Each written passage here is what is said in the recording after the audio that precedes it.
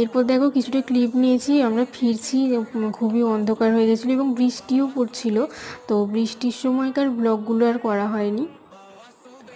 আর বেশিরভাগ জায়গাতেই যেহেতু কোনো বিগ্রহের ফটো তোলা নিষেধ ছিল, তাই বেশিরভাগ জায়গারই শুধু মন্দিরের আশেপাশেগুলোরই ভিডিও করতে পেরেছি, মন্দিরের বিগ্রহের কোনো ফটো তোমাদের দেখাতে পারছি না।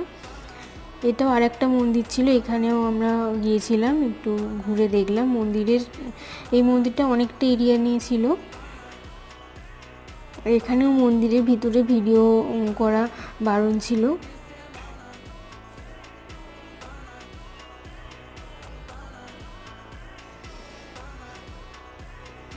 তোমাদের ভিডিও ভালো লাগলে অবশ্যই তোমরা পাশে থাকবে।